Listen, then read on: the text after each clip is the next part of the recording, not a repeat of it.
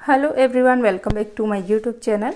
आज होगी 19 अक्टूबर और आज की क्लास में मैं आपको करवाने वाली हूं जो कुमार गौरव सर के द्वारा आज 19 अक्टूबर को करंट अफेयर्स की क्लास करवाई गई है। इसका मैं आपको हैंड रिटन नोट्स के माध्यम से रिवीजन करवाऊंगी। इससे आपका टाइम भी बच जाएगा और आपकी पूरी क्लास का रिवीजन भी हो जाएगा। तो चलिए शुरू करते हैं आज की अपनी इंपॉर्टेंट क्लास बिना टाइम वेस्ट किए। क्लास पसंद आई तो क्लास को लाइक जरूर कर दीजिएगा। आप लाइक नहीं करते हो, देख तो लेते हो लेकिन। तो देखिए आज का अपना क्वेश्चन नंबर फर्स्ट है, वैश्विक पेंशन सूचकांक 2023 में भारत को कौन सा स्थान मिला है। तो इसमें भारत को 45वां स्थान मिला है। फिर देखिए वैश्विक पेंशन सूचकांक 2023 ये जारी करने वाली संस्था है मर्सर और इस बार जो है ये सूचकांक है 15वें नंबर का जो है सूचकांक जारी किया गया है।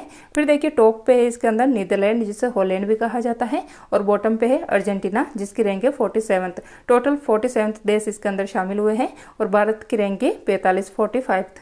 इसके बाद देखिए लैंड टॉप में नीदरलैंड, इसको लोलैंड कंट्री भी कहा जाता है और यहाँ की राजधानी एम्स्टर्डम। फिर देखिए यहाँ पर किसका हेडक्वार्टर स्थित है, तो यहाँ पर इंटरनेशनल कोर्ट का हेडक्वार्टर स्थित है द हेग नीदरलैंड में।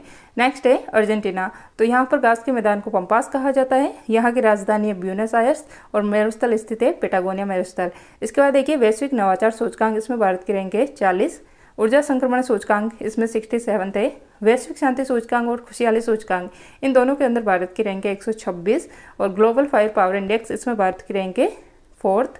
प्रेस जो वर्ल्ड प्रेस फ्रीडम इंडेक्स इसमें भारत की रैंक है 161 और ग्लोबल हंगर इंडेक्स 2023 इसमें भारत की रैंक है 111। पिछली बार इसमें भारत की रैंक थी 107। तो इसको जारी करने के 4 आधार होते हैं। ग्लोबल हंगर इंडेक्स को जारी करने के कौन कौन से आधार है, चाइल्ड वेस्टिंग है, चाइल्ड स्टैंडिंग, अल्प पोषण और बाल मृत्यु, ये 4 आधार होते हैं जिसके आधार पर ग्लोबल हंगर इंडेक्स जारी किया जाता है। फिर देखिए क्वेश्चन नंबर सेकंड है, हाल ही में लेजर आधारित आयरन बीम मिसाइल रक्षा प्रणाली का परीक्षण किसने किया है। तो इसका परीक्षण किया गया है इजराइल के द्वारा। तो देखिए क्या हुआ कि 7 अक्टूबर 2023 को इजराइल का लोगों द्वारा यहाँ पर सुकोट फेस्टिवल मनाया जा रहा था जिसका अंतिम दिन था। तो यहाँ पर जो है गाजा पट्टी में रहने वाला हमास संगठन है जो कि एक आतंकवादी संगठन है, इसने यहाँ पर 5000 रॉकेट एक साथ दाग दिए, अटैक कर दिया यहाँ पे। तो यहाँ पे क्या हुआ कि इजराइल की जो आयरन डोम पद्धति है जो कि एक कवच के कार्य करती है, वो इसको हैंडल करने में असमर्थ रही, मतलब फेल हो गई इसको जो ये अटैक है इसको कंट्रोल करने में। इसीलिए जो है यहाँ इजराइल का जो डिफेंस है इसने लेजर आधारित आयरन बीम डिफेंस सिस्टम जो है इसको लॉन्च किया है, परीक्षण किया है इसका, जो कि असीमित हवाई हमले होंगे या फिर फायरिंग होंगी उसको नष्ट करने में सक्षम रहने वाला है। इसके बाद देखिए इजराइल, तो यहाँ पर जो इंटेलिजेंस सिस्टम है उसका नाम है मोसाद। इसके बाद देखिए इजराइल में फंसे भारतीयों को वापस लाने के लिए भारत ने ऑपरेशन अजय चलाया है। हमास ने ऑपरेशन अल-अक्सा फ्लड के तहत इजराइल पर अटैक किया है और इजराइल ने वापस ऑपरेशन आयरन स्वॉर्ड के तहत हमास पर अटैक किया है। इसके बाद देखिए लेजर, तो लेजर क्या होता है, तो इसकी फुल फॉर्म होती है light amplification by stimulated emission of radiation. इसके बाद देखिए जो इजराइल है यहाँ का मैप देखते हैं एक बार। तो देखिए इजराइल में ऊपर की तरफ देश है लेबनान जहाँ पर हिजबुल्लाह संगठन रहता है जो कि गाजा पट्टी जहाँ पर हमास संगठन रहता है इसके पूरे समर्थन में ये कहता है कि मेरे जो भी हथियार है, चाहे बम हुए, बंदूक हुई, सब आपके लिए हैं।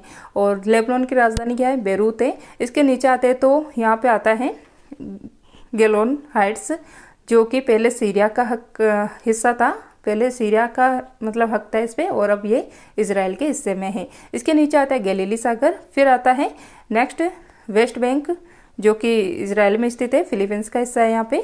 और यहीं पर जो है जेरूसलम स्थान है जिसको लेकर यहाँ पे विवाद चल रहा है, मतलब युद्ध हो रहा है इसी को लेकर। इसके नीचे आता है मर्द सागर डेड सी जो कि जॉर्डन में स्थित है। इसके बाद देखिए नेक्स्ट है अकाबा की खाड़ी और इसके साइड में आता है मिस्र जहाँ पर सिनाई प्रायद्वीप स्थित है। और इस साइड देखिए जो इजराइल है इसके इधर आती है गाजा पट्टी जहाँ पर हमास संगठन निवास करता है। तो जो इसके बाद देखिए भूमध्य सागर के साथ इजराइल की सीमा लगती है। तो ले देखिए ये है कि जो इजराइल है, इजराइल का मतलब जो फिलीपींस है या 2 हिस्से है इजराइल के अंदर जहाँ पर फिलीपींस का हक है।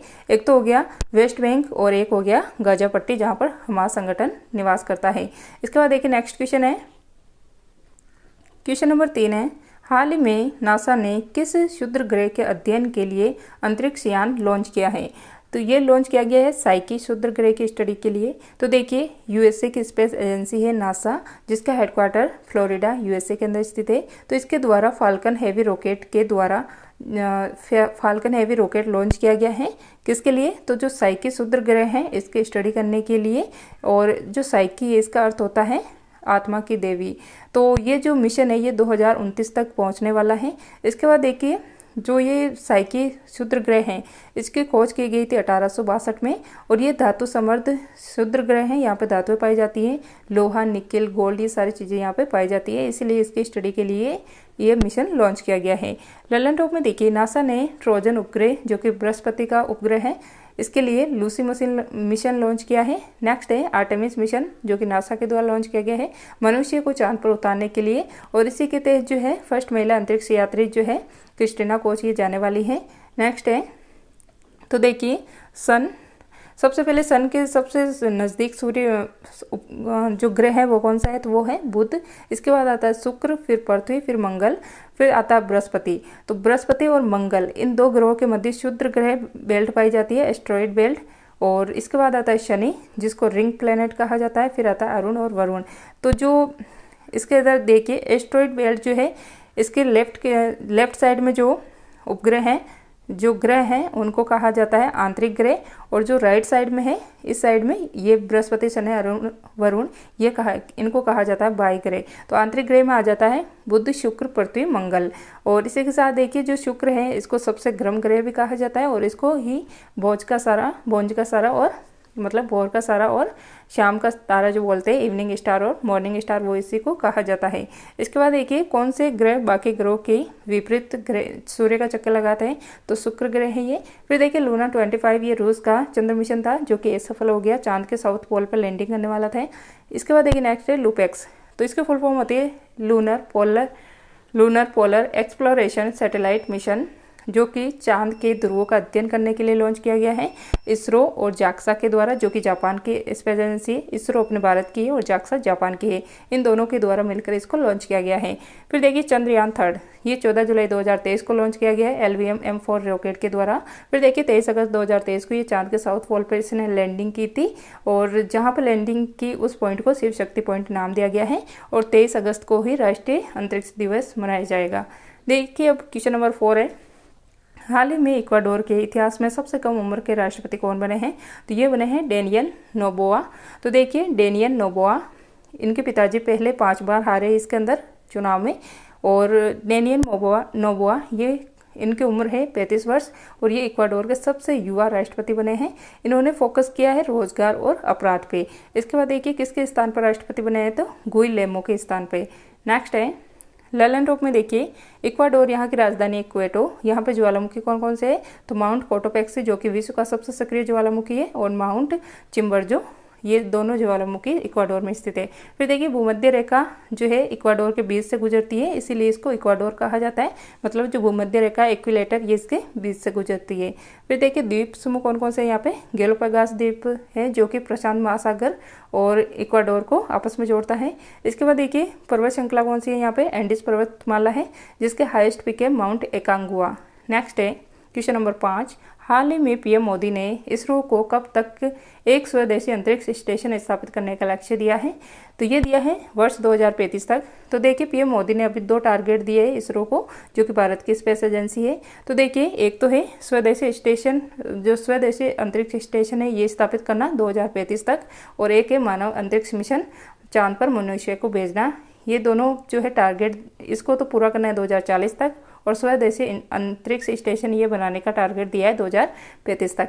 इसके बाद देखिए ISS, तो ये इसकी फुल फॉर्म होती है इंटरनेशनल स्पेस स्टेशन, जो कि 1998 में स्थापित किया गया था USA और रूस के द्वारा। इन दोनों के मध्य लड़ाई चलती रहती है इसको लेकर कि ये मेरा है, मतलब इस पे मेरा हक है, इस पे मेरा हक है। फिर देखिए चीन, यहाँ का स्पेस स्टेशन है तियोंगांग, चीन ने भी अपना स्पेस स्टेशन बना लिया है। फिर देखिए आदित्य L1, ये भारत का सूर्य मिशन है जो कि इसरो के द्वारा लॉन्च किया गया है PSLV C57 के द्वारा।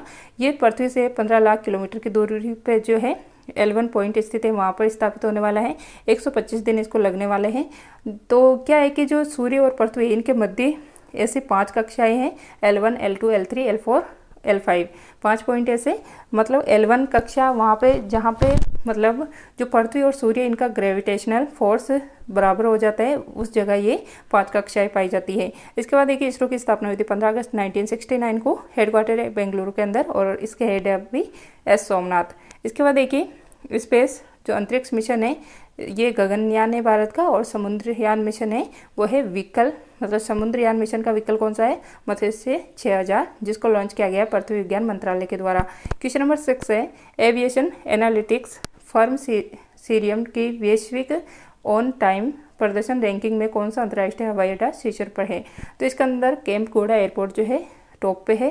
तो देखिए सीरियम फर्म इसकी रैंकिंग जारी की गई है, मतलब कौन सा एयरपोर्ट समय का पाबंद है, ऑन टाइम जो है कौन सा एयरपोर्ट है, तो वो है केम्पगोड़ा एयरपोर्ट जो कि बेंगलुरु का है। और केम्पगोड़ा एयरपोर्ट यहीं पर स्टैच्यू ऑफ प्रॉस्पेरिटी भी स्थापित की गई है। ललन टॉप में देखिए मोपा एयरपोर्ट जिसका नया नाम है मनोहर पर्रिकर एयरपोर्ट, इनके नाम पर जो है रखा गया है और कहाँ पर स्थित है, गोवा के अंदर। शिवमोगा एयरपोर्ट ये कर्नाटक में स्थित है। चौधरी चरण सिंह एयरपोर्ट ये लखनऊ में स्थित है। माँ अहिल्याबाई एयरपोर्ट ये इंदौर मध्य प्रदेश में स्थित है। गोपीनाथ बारदोलाई एयरपोर्ट ये गुवाहाटी असम में स्थित है।